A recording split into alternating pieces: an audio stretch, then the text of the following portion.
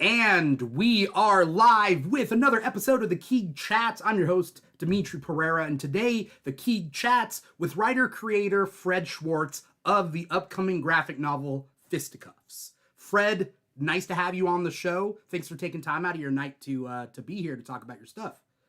Thanks for having me, man. I'm excited. As I told you before, you run a fantastic show, so I can't wait to see where this goes today. Yeah, you were complimenting me a lot. I think you promised me 50% cut of everything that you make. I think that's, who's to say? Yeah, there's no evidence. Glitched out there. What'd you say? Glitched out there. You glitched out. I don't know what I just agreed to. Yeah. It's actually funny. I don't know whether I actually glitched or not, or whether that's part of the bit. But you know, it was actual, but that's fine too. Okay, well, who's to say whether you promised me 50% or 75%, or whether I'm glitching out right now? Who's to say? But we talked about it. Everybody out there, trust me. Everybody out there, trust me that we signed our contracts before the show. Anyway, Fred. Absolutely. I was just so excited to be here that I put my name on anything and everything you put in front of me. So that's fair. I'm happy to have you on this show. You have an upcoming graphic novel called Fisticuffs. Now, yes, sir. You have a Kickstarter for it. Mm-hmm. How's the Kickstarter? Before we even go into the comic book itself, is Kickstarter treating you okay?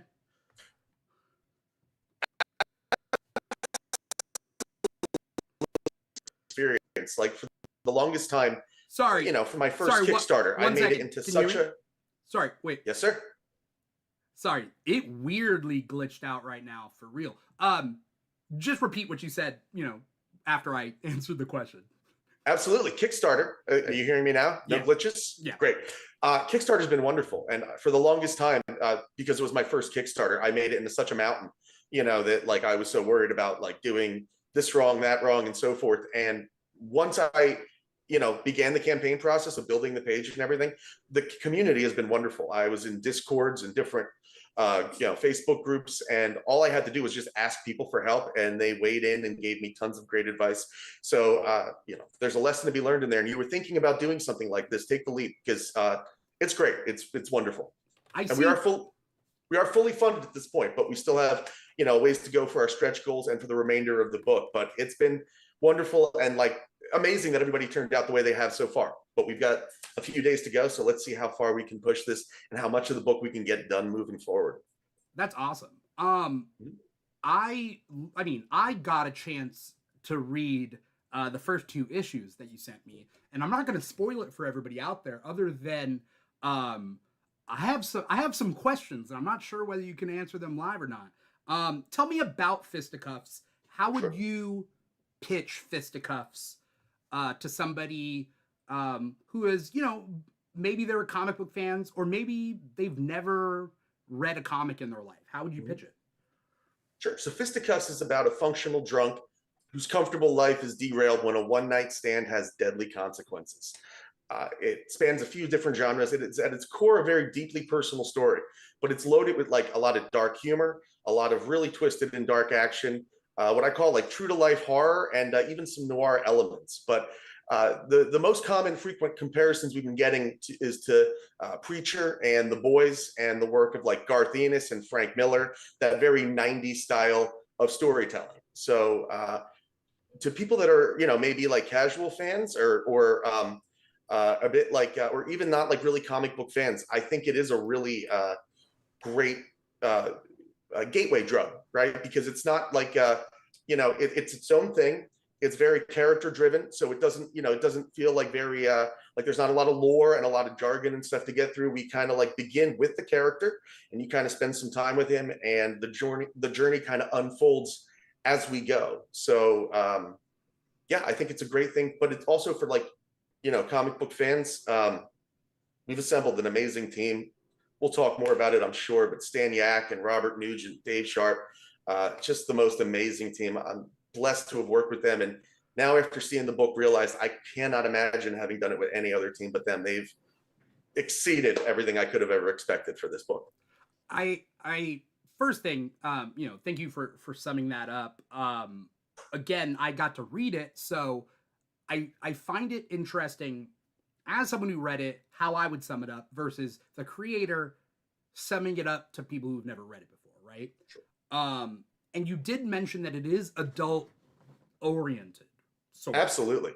Yeah, I don't want to make any kind of like bones about that. And there's no gray area here, man. If you are under 18, just wait. Like, this is a very adult themed book. I'm not, this is for an adult audience. If you are, conservative in terms of like what kind of like sex and violence you can take, skip this one. But if this kind of stuff is for you, I think it executes that kind of premise in a very unique way. How would you, let's see. Now, it was very adult oriented. Reading it, I was going through it and I was like, oh, okay. And you mentioned Garth Ennis. Now, I did get kind of that vibe from it. And there's also kind of this vibe of, would you consider this a superhero comic?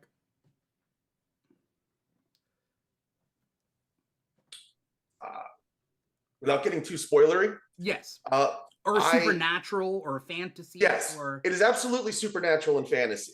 Okay. What I would say is it is a different kind of story masquerading as that type of story. Okay. Right? It's meant to like bring you in and like kind of, use genre in a way that maybe you think that you're comfortable with, and then kind of subvert your expectations. Like I did not want it to be, I wanted like to kind of, I think I used like subversives, right? People that are like kind of into this kind of stuff, kind of give them kind of, the type of story they would expect, and then kind of flip that and, give them something else entirely at the same time. So it's kind of, this is kind of the analogy I've been using, right? I kind of coined the term like elevated smut, right? It's like those types of story, but done like a little like higher art, kind of the way when like you go to a fancy restaurant and you order like a burger off their menu. It's like Wagyu beef and like truffles and like a brioche bun and stuff, but it's still at its core like an unctuous burger that you're, enjoying. So that's kind of how I describe it. Yeah. For anyone out there who is watching us live right now, you're watching us on youtube.com/The Keeg Show or twitch.tv/The Keeg Show. We're drawing the chat from YouTube. So Haven Comic has popped into our YouTube chat saying, can't wait for Fisticuffs. Let's go. Let's go. Hell yes. I'm, as excited as people have been for this, I'm so excited to finally have this like so close to out to people, because as you can tell, we're like tiptoeing around like the plot and like the other elements and stuff. I can't wait until I can like sit with you guys and talk about like full spoiler, like unvarnished and stuff, everything that we've got going on, and kind of like what everything kind of represents and what it means and where it all comes from, because it is kind of very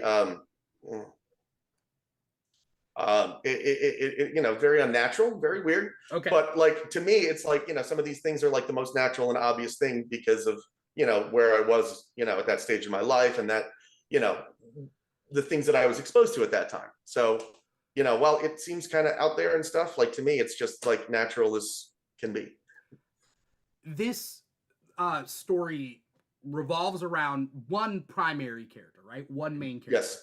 How would you describe that main character? I feel like you could describe that main character without spoiling any plot. I feel like the character is not a part, but like apart from the plot in a way. Absolutely. How would you sum up that character?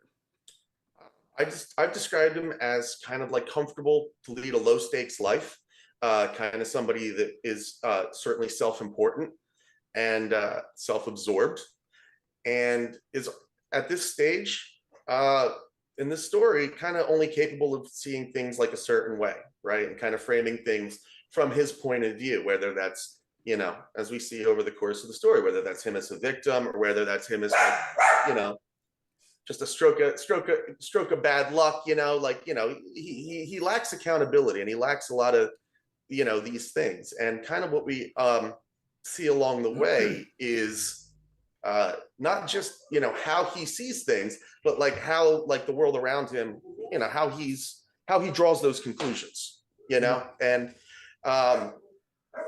he's funny too. At the end of the day, right? That's the problem with him, because like I look at him and I just want to shake some sense into him. He is like so frustrating the way he behaves. But at the end of the day, like I think that there's like a real difference between like people that are like, like a traditional, comic book villain or like a bad actor or somebody that, versus like somebody like this that maybe just doesn't see the bigger picture, doesn't know any better, doesn't realize, hasn't had his, his worldview expanded beyond like what's in front of him. And, that's kind of the journey that we kind of thrust him on in this. And it's, it's big and it's bombastic and it's very epic, but at its core, it's like very character driven. Are we going to get to, and this is planned for 6 issues, correct? Correct. And all 6 issues are drawn already. Staniak has completed them. So Kickstarter right now is going towards the remaining coloring and lettering of the issues. And then, the campaigns themselves, we're not going to go crazy with, but we do want to do variant covers and fun things for the audience. But again, we're not going to go super extravagant, unless it permits us to later on. But, because we got ideas for days with this one. But, that's what the funding is going towards, is completing that 6-issue run. Okay.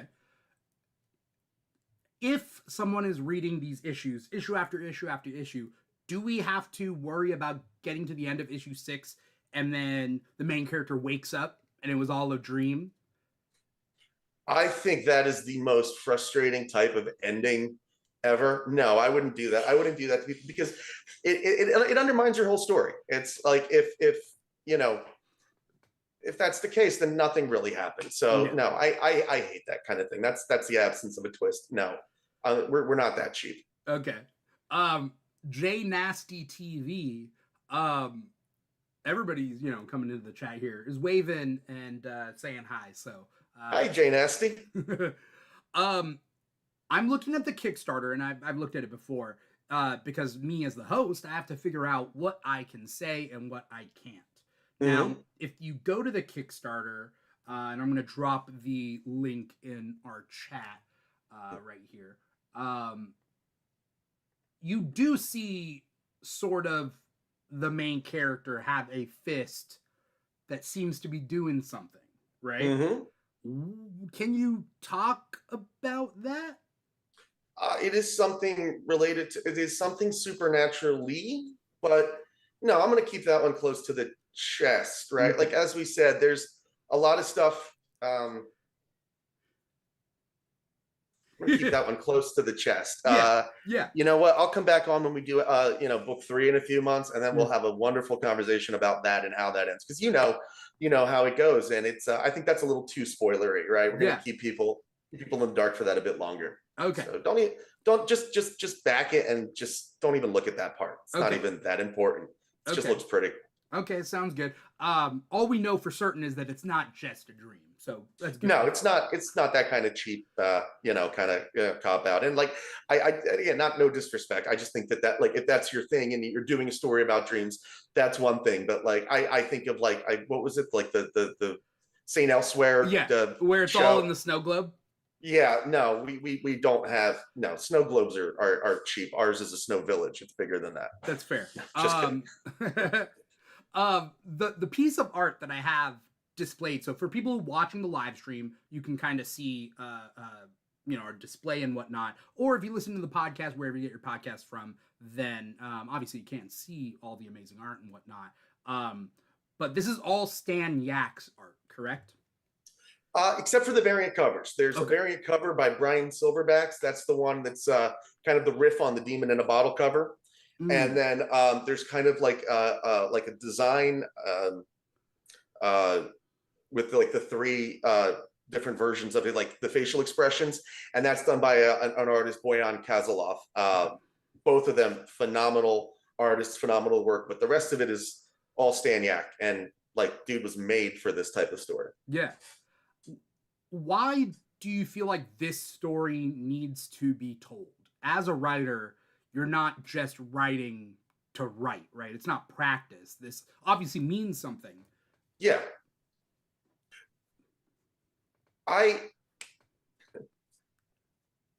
Without getting spoilery. Right, of course. Without getting spoilery. As I said, this is deeply personal subject matter.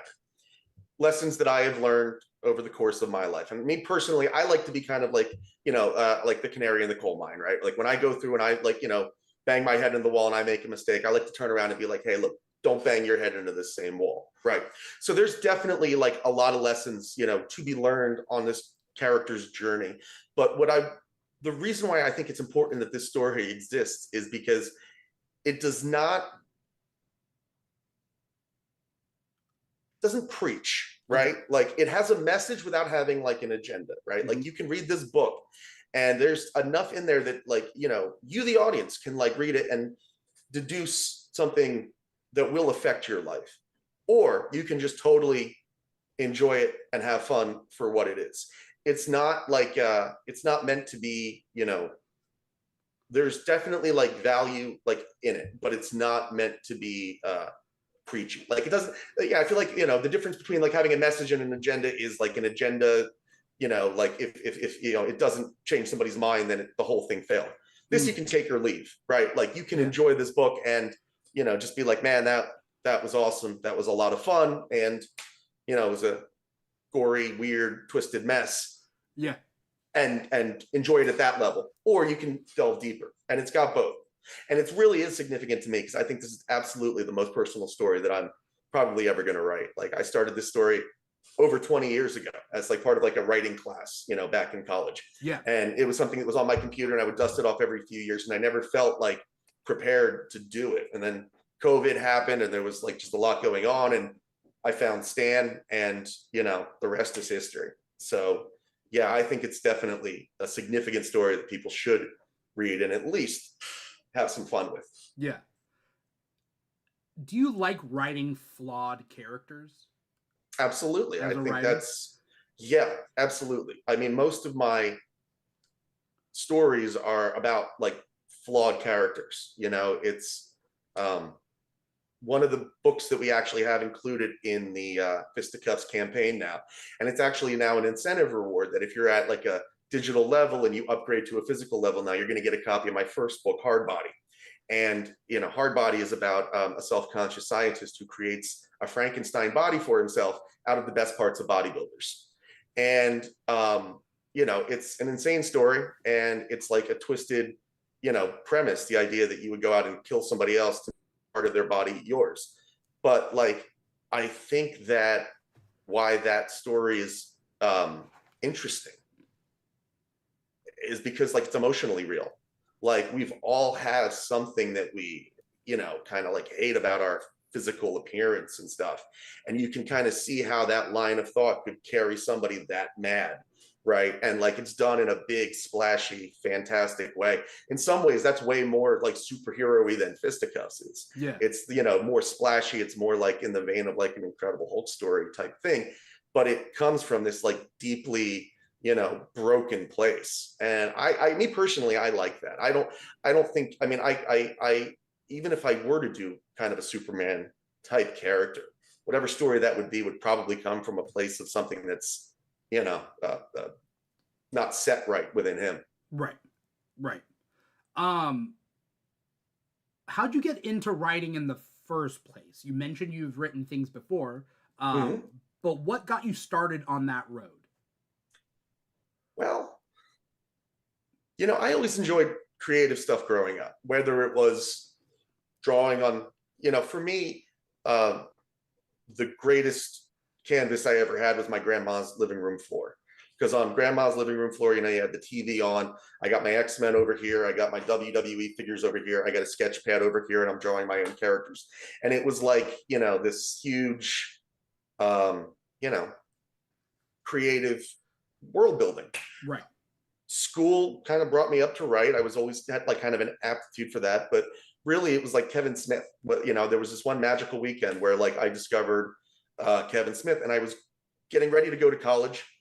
And I was going into, probably a field that like I probably would have done okay with, but it was not something I cared about. And Kevin Smith seemed to me like somebody that kind of took a similar path, right? I was from New Jersey originally. He was from New Jersey. I was going to ask whether there was that connection. Yeah. Of course. A lot of that. So that idea that it was like achievable then, and then I started writing. And that's the thing about Fisticuffs. Fisticuffs was like maybe the second or third, one of the very early stories that I ever started, because like all those like flaws and stuff, you know, I'm still hammering them all the way out of me now, but like, you know, they were all present back then, and I kind of understood that this subject matter was. And again, following my heroes, I was kind of doing a more personal story like this one, and then I was kind of doing like my more traditional, like, you know, dirty joke comedy on the other side of things. So, you know, it was just a thing that I did, and I always wanted to get into, and but I never pursued until, like late 20s, early 30s. I had a shift in my life, and I went back to school for it. And then, you know, eventually I got here. So it was a lot of like starting, stopping, and a lot of like me just making it way more into like a mountain than it ever needed to be. Yeah. Because the thing I'm learning is like, once you kind of like take this step, like people will help you and pick you up and teach you what you need to. They'll help fill in the gaps for you. Yeah. You just really need the will and to start doing it. Obviously, writing is something, you know, important to you. And then this story very specifically is something near and dear to your heart. How does it change things by working with an artist? Somebody that you have to collaborate with on something that is so close to you. Yeah, it was certainly strange in some ways at first, but you know, in some ways, like maybe like the greatest like happy accident in my life is finding Stan. He kind of got everything, you know, the sense of humor, the character, like there, I don't, and that's the crazy thing. I've never actually spoken word to him. It's all been through message and stuff. Yeah. And like, you know, I somehow feel like in some ways he knows like, you know, stuff about like more about me than like anyone else does. Yeah. I mean, there are some stories that you read in there that are like, you know, kind of like dreadfully, you know, close to home. And, you know, he draws them like, you know, it may not be like the exact right, like location, but like the emotion and the feeling, it's all real, man. And he gets that. And I'm just lucky to have found him and kind of watch him nail it so well. Yeah. I can't wait. I mean, as great as I love books 1 and 2, and they've gotten some like really great like feedback and stuff, but man, I can't wait for what's coming for everybody to see. I mean, it's like we haven't even scratched the surface yet. Yeah, I mean, I can tell that by, you know, what I was able to read, which is books 1 and 2, and then there's 6 books total, and I'm like, oh, where is this story going to go? I'm only a third of the way in. This is Act 1, right? Do you think of it that way? Like in 3 acts? Very much so. Like it was very much broke down in that format, and with breaks and buttons and all that stuff, like kind of, you know, cliffhangers. And actually, you're not quite a third of the way in yet, because the last issue is actually double sized. Okay. Now you're messing with the math. I know. I'm 2/7 of the way in. All right. Yes, your math is, you know, right on. But yeah, it's because, and again, it was storytelling choice. You know, like I felt like once we broke for that last issue, like it would have been cheap to break and come back. Like you need to kind of like experience that last act, really, kind of like all as one. And you know, it works, you know, incredibly well as it is now. I can't wait to see it when it's like fully colored and lettered, and it's wow. I'm excited. With these characters, now I mentioned that the main character, what is his name again? I forget. Nick Roark. Okay. Oh, it's Roark? Yes, that's how I pronounce it, but I know people are going to go Roark. I see it as Roark. Like Mickey Rourke. That's how people are going to fight it. That's fine. Yeah. It's all what it is. Roark. You know, it's like, I come from New Jersey. It's like pork roll or Taylor ham. Like, you know, fight amongst yourselves. Doesn't matter. So Nick, he is the main character, but what I noticed throughout the 2 books that I read is that I feel like every character has a story. Even the side characters, the characters that just say a couple of words. Sometimes you delve into it and sometimes you don't, but they all seem like they are plugged into the whole story. And like they exist. Thank you. Yes, that's the goal, man. Like that, like a lot of the characters are, and you'll see, they're planted to come back later. Some of them are, some of them aren't. But and that's also a testament to Stan to he draws people like with so much character and so much like expression. It's you know, there's definitely something to that. It's funny, there are so many characters in the beginning that we did like character designs for that are, like you said, very like minor characters, but they kind of keep coming back. And like when it's their time to like, it's almost like outside of Nick, the rest of them are like an ensemble. And like when one of them has a chance to kind of push the narrative forward, they're going to step up. And you know, it's designed to be that way. And I'm lucky that I got to work with it like an art team that's able to deliver people in that way that feel like people that you know that you'd see at like a Dunkin' Donuts in the morning, and real and interesting. Yeah. I don't like that in comics when everybody kind of just looks the same, and like I like that everybody here has like some kind of like difference in their variance in their looks. Yeah. Are you able to touch on the image that's not behind me? We're on. I don't know if you can see it, but the piece of art that you have that has the 3 different expressions of Nick, and then the things in the background. Yeah. Are we staying away from these things? I can say that they are very. They're not just throwaways. They're deliberate, and he's clearly excited about it because he read it too. They absolutely play a larger role moving forward, and these things come back. They're not like the same way in life, right? Like it's like something will happen and it'll kind of like fade into the background, and then it presents itself again, and it's like something that you thought you were.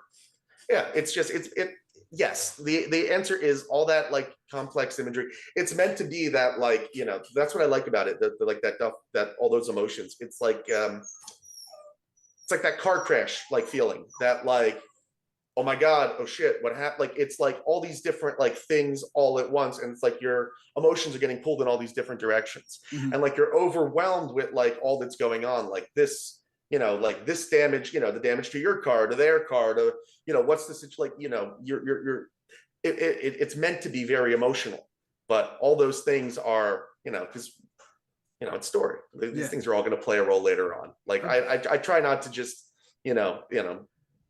wow, that's cool, and just tuck it away for later. Everything has a purpose. When did you start working on this, not from in the past, but like kind of bringing it up to, be on Kickstarter and whatnot? How long has this process been like in the modern age? I don't have to express it. That's a great way to put it. Like, I mean, we're doing a comic show, right? Modern age, perfect reference.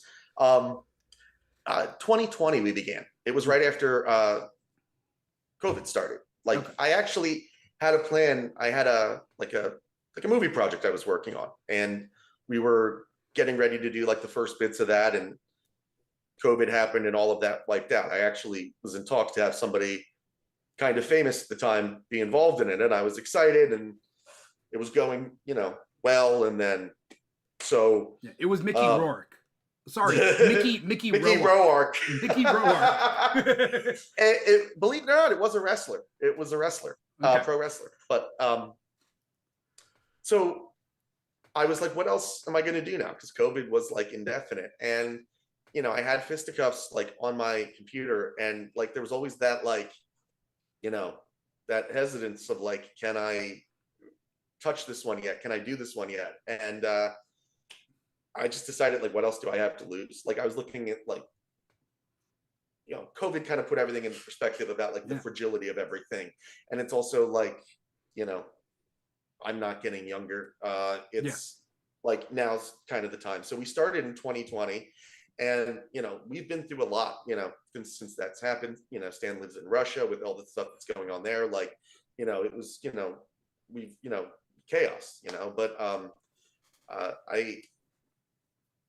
I don't know. I just feel like it's kind of forged this unique bond that like I've never kind of had with a collaborator before. We're working on another project now that kind of like a fantasy video game kind of thing. And You and Stan?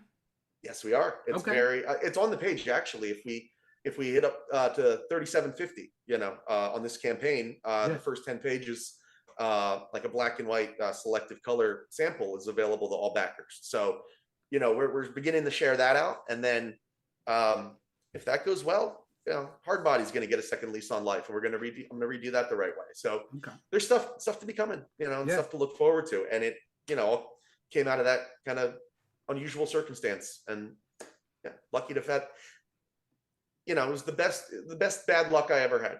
Yeah, it was I thought you were going to say it was the best of times, it was the worst of times. That too. Yeah, just the same exact thing. Charles Dickens knew what was up.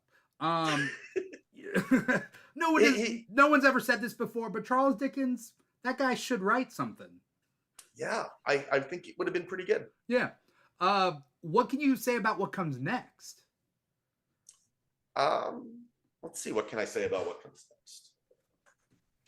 And it seems weird to ask you because, like, obviously, like Fisticuffs hasn't been released yet, right? Mm-hmm.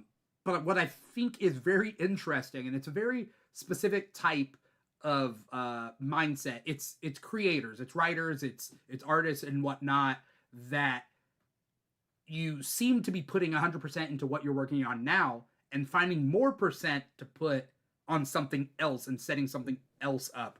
Because it's not enough to just do 100% of one thing. You gotta go crazy by juggling so many things. Like, I have to work that way. I have to. I'm very like ADD or ADHD and stuff. Like, if I have one thing to do today, it'll take me forever to get it done. If I've got like 20 things to do, they'll all be done by the end of the day because I can bounce from one to the other. Like, I just function better that way. So yeah. Next in the card is, finishing this, doing that project. And then I'm I got some stuff that I don't think I can actually quite talk about yet. Yeah. But I've got some things brewing, and more projects that kind of I want to do too. Like, I have a horror project that I would love to get to do one day. And I have I've got a lot in the shoot, but it all kind of depends on Fisticuffs, building steam and then getting the rest of them going. Yeah, I mean, I feel like your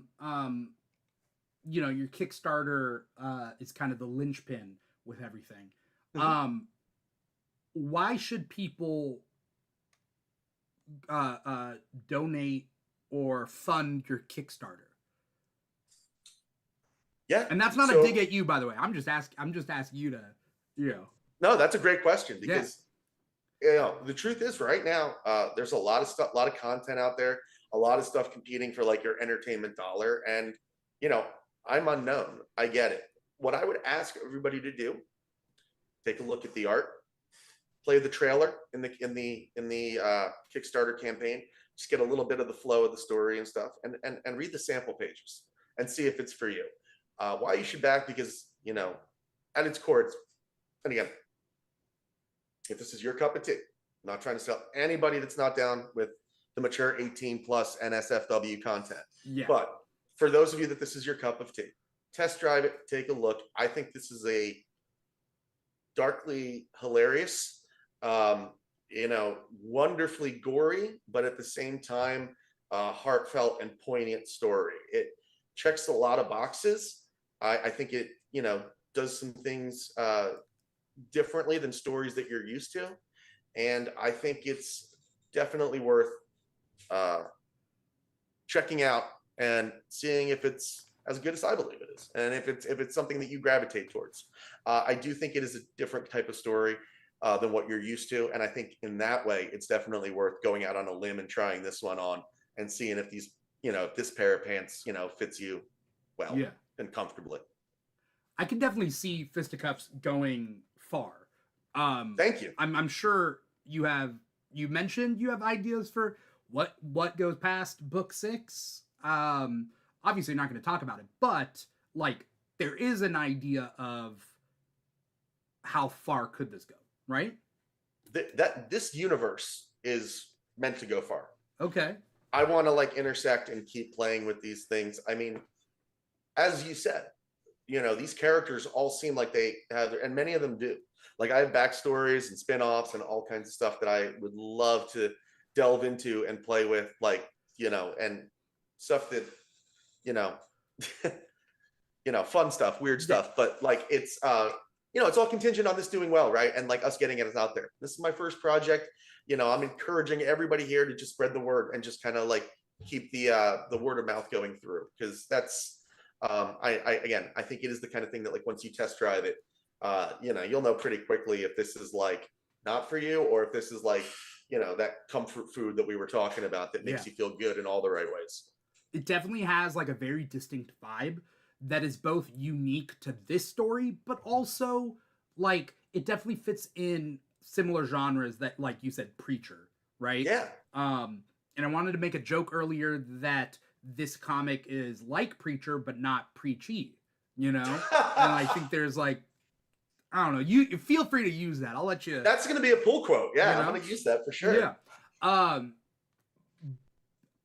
I feel like, and correct me if I'm wrong, this comic has to be adult oriented to tell the story that it needs to tell, right? Yes. In that, you know, it's real I think, stuff. Yes, and I think its extremity is like what makes it you know, work so well, you know, because at the end of the day it's allegory, right? Like that's one thing to like remember. Like it's not, you know, this, thank God this is not meant to be taken literally. It's meant to like mimic, you know, things that, you know, mistakes that people make, you know, on a day-to-day basis, but done in this large, splashy, bombastic way. Part of what I wanted to do with the character of Nick was kind of like create a basement for like, you know, I don't want to say like morality, but like for like, you know, like mistakes, right? Because one of the themes, one of the stories that like I drew on as an inspiration for this is Frank Miller's Daredevil Born Again. Because for me, that story was instrumental in my 20s. Every time I felt like I made a mistake that like ended my world and, you know, oh, that's it, everything's over now. You know, I would read that and it would, you know, that's what I love about Daredevil, is that he is that kind of character that will make a big ballsy attempt at something and it'll blow up in his face and he'll pick up the pieces and start all over again. Right. So I wanted like thematically to create a story about a character that like other people can look at and be like, well, you know, you know, it's not, I didn't do that, you know, and he's, you know, he's able to go on, you know, that kind of thing. So yeah, it needs to be allegory. If you do like you know, just like a, you know, a story about a guy, you know, jaywalking, you know, or getting in trouble, like it's not going to have any oomph behind it. But this, I think, this dynamic is going to break through to people in a way that ordinarily don't, you know, they don't get nutrition. If their diet is this type of material, they don't get a lot of nutrition in it, right? Yeah. Like a really good comp I used, I think at least, is I described this as if like John Waters and like Martin Scorsese collaborated to make a comic book, right? Because you have that kind of crazy bump, you know, eccentric, vulgar side, and then you got like the grounded, like humanistic side, and like you put those together, and what you kind of wind up with is Fisticuffs. Okay. All right. I mean, if that doesn't draw people to give it a shot, you know. Yes. Sure. Like, no, never mind. I was gonna connect it with something else, but we'll cool it until those issues come out. Let's do that. Yeah, very. You know. Yeah, there's a lot, and again, this is not like us trying to be like evasive or obnoxious and stuff. It's just I really want you to have fun with this story. Like it's meant to be, you know,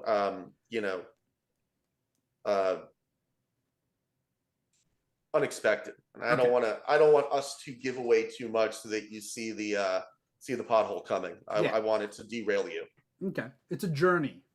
It's a journey. It's a wayward journey. Okay. If a studio came to you and they were like, we're going to give you a bunch of money, but we want to make it a Saturday morning cartoon, would you do it? Yes. Somebody asked me about this a while ago. Like, would I be a sellout and all this stuff? as long as the comic exists, Okay. and they're not going to be like, oh, you can't, like, as long as this version exists where I got to do my like perfect version of it, like I'm not going to say that I will sit around and champion it. I may be like Alan Moore and sit around and be a bit of a sad sack about it, Right. and poo-poo on it. But if that was the only offer out there and there was some kind of value in the story getting out to other people, yeah, I mean, but like I would absolutely like try to field other offers first and see if I can get that sweet spot, where Right. I can get somebody to really do it the right way. Because especially after watching that trailer, I am tantalized of like seeing like an Invincible style animated show in the style of Stan and Robert's art, that like they've developed. Like that would tickle me pink. Like that would be ideal. And I think there's a chance that could happen, So if we get a little lucky and if things break the right way. So, I don't want to put that out there, but if like 5 years down the road, all we have is Saturday morning cartoon, well, let's give them a, dopey furry animal sidekick and let's do our best with it. We go in the battle with the army we have, not the one we wish we had. Yeah. It just reminds me of, there was like a fake cartoon made for Watchmen as a Saturday morning cartoon. I don't know if you saw that. Like, and I didn't, but it sounds amazing. It's like just a little intro to a Saturday morning cartoon for Watchmen, which obviously didn't happen, but it's just funny, and it just reminds me of what would this be. Yeah. Before as we wrap things up, before we get going though, I want to thank you so much for coming on this show and talking to me about Fisticuffs. Thank you for having me. Thanks for coming on. It's a two-way street, really. And luckily, no time was wasted by reading your 2 books because I liked it and I want to know what happens next. And I think that's like what sucks about getting an early read is that because I did this with I Lie Popeye, is that I got to read issue 1 before it came out because I interviewed the writer / artist. Is that now I'm ahead of the game, but now I have to wait for these issues to come out. So I will do it. I will get into line just like everybody else. What are the deadlines and what's coming up with Kickstarter? So the Fisticuffs campaign ends this Friday, March 28th at 2:55 p.m. That's when backing closes and ends. As soon as that happens, we go through the process of Kickstarter collecting the funds, sending the money. We will fulfill this campaign, and then as soon as that's ready to go, during that time period, I'll be preparing the pre-launch page for book 3. And as soon as that's ready to go, we're going to get book 3 rolling and hopefully launch that June, July, in this summer, and get these books out to you guys as quick as possible. Like I told you earlier, man, the dream is always to release them, very sequentially, traditionally. So we're going to do our best to honor that and get these out as quickly as possible. So if you guys are interested in getting in on the ground floor and securing the fact that you're going to get a first printing of this book, the only way to guarantee that is to back by this Friday. Okay, by this Friday. Sounds good. Mm-hmm. Are you going to be at any Comic-Cons or anything? I'm still assessing that out, right? I have some signings down here in Florida kind of lined up once this book's done and I have some inventory in stock. Stay tuned, www.schwartzart-llc.com, and any and all updates will be posted there directly. Awesome. Thank you again, Fred, so much for coming on here and talking about Fisticuffs. For anyone else out there, what is your social media handles, if you want to say that out loud? Sure. All one word. It'll be at Schwartzart LLC. That's SCHWARTZART LLC. And that'll be on all the main ones: Facebook, X, Instagram, etc., TikTok, and so forth. You can also check out on Instagram and Facebook at fisticuffs.comicbook. And as I said earlier, www.schwartzart-llc.com. And I'm sure you've been sharing the Kickstarter page on the stream. Yeah. So then there you go. Please go there, back it, take a chance on us. If you guys are, if you guys are so inclined, we have digital rewards available. If you want to check those out, you can get a digital copy as well. I hardly recommend, again, getting the physical, getting the first print, because there's a good chance this book, could go somewhere one day, either a raunchy Invincible style cartoon or Saturday morning beside I Lie Pie Pie, which by the way was, look, I saw that episode. It looks like an awesome book. I can't wait to check that one out too. Oh, it was super cool. Super cool. Different vibe than Fisticuffs, but Slightly. both you guys have quality work. So Thank you. I love being able to interview, him and you, Well, thank you for having me, man. I had a blast. And like, I thank you for taking a chance on our book. Like I said, sometimes, newer person, I understand the hesitation, but to all you guys out there, I hope you guys take a chance as well. And hopefully you'll be rewarded, with Fisticuffs. Awesome. Thank you yet again, Fred, so much. Thank you to everyone out there who was watching and or listening. If you're watching us live, you're watching us on twitch.tv/The Keeg Show or youtube.com/The Keeg Show. Shout out to Haven Comic for jumping in the chat, and J Nasty TV for jumping in the chat on YouTube. If you were watching us live, it was YouTube and Twitch. But if you were listening to the podcast, it was maybe Apple Podcasts or Spotify or iHeartRadio or pretty much every platform out there that you could get a podcast on.